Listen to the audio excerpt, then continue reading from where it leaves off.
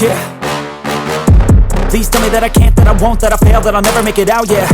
Please tell me all the bad, never good, fill my head full of every single doubt, yeah. Please say any negative thoughts, I pop off when I hear people say I cannot. I get off to the thought of proving everyone wrong, I won't stop to the top, so you better back off and get lost. I'ma stay loud, stay proud, never running out, never heading south. I'll be spreading out, call it word of mouth, can't put me down, I'll be getting loud. You can have your doubts, not what I'm about, have your cloud, it be raining now, I keep making sound, go another round, I'm legend bound, can't stop me now. You don't wanna fuck with me, a slow burn like a disease. Just tell me that I can and I'll show you things that you couldn't believe.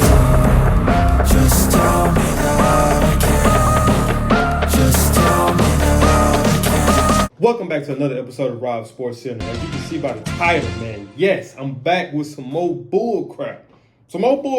Now, y'all know that the thing that I have been telling you guys the longest, or since I've been back posting, or since I've been more consistent, is that I'm trying to bring real life analysis to YouTube, but not just YouTube for right now, YouTube, but eventually the world, because we have a lot of analysts that gets on the internet, that gets on air and speak blindly about things, but just because they have a big following or just because they are controversial, that's what sells. So they're valued and worshipped as if what's coming out their mouth most of the time is the truth. It's not really based off the truth. It's just all for clicks and views. So the title is pretty much self-explanatory, man. So Steve Kerr will not be returning as Team USA head coach for 2028. So I seen Stephen A. That's who I've seen. He goes on there on his channel, Stephen A. Smith Show, and when he made that statement, he claps. He claps. So this is the thing that I'm trying to figure out. Okay, so I'm saying, okay, let me not jump to conclusion. Let me watch the video and let me see what it is that he's saying. And I had already figured the whole reason why he was saying that he should not return as Team USA coach in 2028. And he also stated that if anybody deserves to celebrate their medal the least is Steve Kerr. Check out the reason why. He says because of what he did to Jason Tatum. So I'm saying to myself, okay, this man just won the gold. He just won the Olympics, right? He just won. But the winning is almost, it's not taken into account because he didn't play Jason Tatum the way that they felt that Jason Tatum was supposed to be played. So this is the same. This is what Brady was talking about when it comes to football in terms of mediocrity. When he says that he sees a lot of mediocrity in the game today, it's because he says that the coaching isn't as good as it was, or the development of young players isn't as good as it was. So here goes a coaching thing. So just because Jason Tatum is Jason Tatum, let me quote to you what he said. So Stephen A. says that if anyone deserves to celebrate their gold medal the least, is Steve Kerr. He says, what he did to Jason Tatum was horrible. Even though he started the gold medal game and he didn't look great. And what Steve Kerr was doing to him is why he wasn't playing well. He was messing with him. So let me keep reading to you. So he says to not play the reigning NBA champion. Now, last time I checked, I don't know. Reigning NBA champion, that's a team effort, right? And then check out the shade he threw to he threw some shade on one of the guys that was very vital in them getting that NBA championship. So, but that's a team thing, right? But he says he's the reigning NBA champion. Last time I checked, it was a team thing. Last time I checked, it took 5 guys starting to win that. 5 guys coming off the bench to win that. A 6-man. Last time I checked, a coach, right, to win that. That's the last time I checked. I didn't know that this was the 100-meter run or the 200-meter run where it was just one individual effort.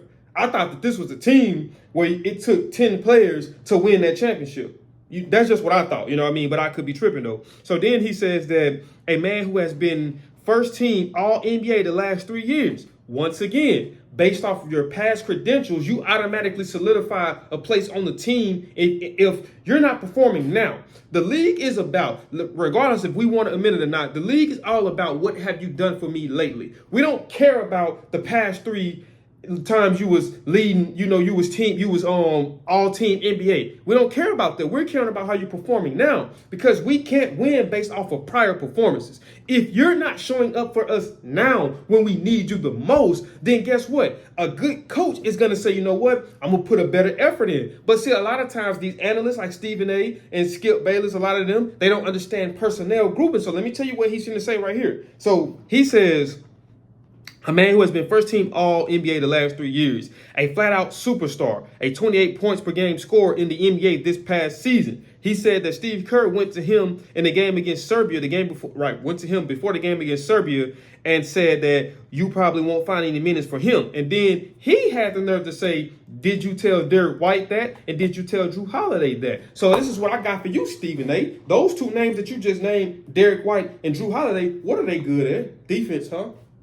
I mean, if I got Team USA, I got Anthony Edwards, LeBron James, Steph Curry, Kevin Durant. Who else are some top-notch players? Long story short, I got guys who can score points. So we're not relying off of Jason Tatum alone. And he wasn't even doing what he was best at, and that's putting up points. So you say you don't understand personnel. Okay, cool. I got guys who can score a lot of points. I need guys who can play defense. That's what we need. We need defensive guys. So you want him to go up. And if Jason Tatum wants to earn a role in the starting lineup, guess what you got to do? Okay, cool. I understand a champion can adapt. A real champion can adapt. I see that I'm not the main option in terms of scoring. So what can I be useful for? Let me use my perimeter defense. And I'm not saying that Jason Tatum is not a good perimeter defense, but I'm just saying that, so now we're going against the coaches on what they choose to do, what they see best fit for the team, and they win. I don't understand that. How can you win a championship or win a gold medal and be facing this type of backlash? That's just the stuff that I be talking about that aggravates me with a lot of these current day analysts, because they get on there and they talk bull jive and they don't know half of the stuff that they be speaking about. They can't tell you what was hurting Team USA. They're looking for the surface. They looking from the surface. They'll see that. They don't know how to break down defense. They don't know how to break down man. They don't know how to break down zone. They don't know how to break all that. This is coming, and then Stephen A. This is coming from one of the same people who say that Lamar Jackson folded in the playoffs against the Kansas City Chiefs. What? Folded? So you mean to tell me Steve Spagnuolo and that defense gets no credit for what they was using to minimize Lamar Jackson? But he says folded. Propaganda is a darn thing, guys. I wanted to use some curse words, but I want this to be advertiser friendly. I wanted to use some curse words, but propaganda is a horrible thing. That goes back to even Anthony Edwards. When Anthony Edwards was just said that none of the guys back in the 90s was skilled besides Michael Jordan. And Isaiah Thomas came out and tweeted and said that don't believe everything that you hear. Propaganda is a mug. It is. Because y'all are speaking blindly about things. Y'all don't have half of the facts down into what y'all are speaking on. So my thing is this. So let's just say Steve Kerr did exactly what Stephen A. said that he should do and keep Jason Tatum in the starting lineup, even though he wasn't playing up to par offensively and defensively, and overall it hurt the team. But let me go back to this part right here, and I'm gonna drop the mic with this one. And let me know what y'all think in the comments. I'm gonna drop the mic off with this one. So check this out though. Who was another guy that was on that team? LeBron James. One of the greatest all-time players, one of the greatest NBA players of all time. One of the greatest basketball minds of all time. So if Steve Kerr was doing something that LeBron didn't feel was the best for the team, don't you think LeBron would have chimed in? And don't you think LeBron has that type of pull to where he can chime in? This is coming from the same. This is almost similar to when you heard Charles Barkley tell a story about when they was playing golf before a game, and Mike came to the game, and Chuck Daly was like, "Hey, Mike, you got such and such." He was like, "No, I want what's the name? I want to guard this guy." And Chuck Daly was like, "You don't want to guard the shooting guard?" He was like, "No, I said I got the point guard." But guess what Chuck Daly said? You got him. So you mean to tell me that you don't think LeBron have that same type of pull? So if LeBron really felt that this would have been what's best fit for the team, don't you think he would have politicked for Jason Tatum? I'm just saying. But we live in a world to where you don't actually have to perform. Prior credentials can get you credit in what you're trying to do now, opposed to you having to play for everything that you get. And that was the difference between the players back then and the players now in all sports, is that it wasn't no guaranteed spot. Like I heard Deion Sanders say something that I respected a lot. And he was talking about with Colorado. He was like, in the offseason, there's no starting positions. Everybody is competing. So you don't get a chance to come in and halfway go through drills and half-ass things just because you know that you're going to be starting because of what you've done prior. Bro, this is a what have you done for me lately. And if you're not performing now, you're not going to be playing now. It's simple as that. So I'm trying to bring substance to this, to where it's not all about politics based and it's all about the sport and what's best for the sport, and educate people who want to know more about the sport. Because you have people who don't know a lot about this listening and believing the stuff that a lot of the analysts is saying, and the analysts don't know half of what they're speaking about. They're just saying things just because it gets clicked, or they're just saying things because they're surface lookers. They don't go deeper. For every action, there's a reaction, and that's the scientific thing, right? Same thing with sports. So if for this action, it was a reaction that caused that for me to do this. So if he wasn't performing up to par, then guess what? You get replaced. That's the way the thing goes, right? That's how championships are won. We don't show favoritism to teams. Like, I'm gonna leave it at this because I can go on and on about this. Chad Ochocinco was saying that when he first went to the Patriots, he knew that he had no room for error. When the first film study they had, Belichick rips into Tom Brady about something that Tom Brady done wrong. And Ocho looking at it like, okay, he doing Brady like this, one of the best quarterbacks in the NFL, if not the best.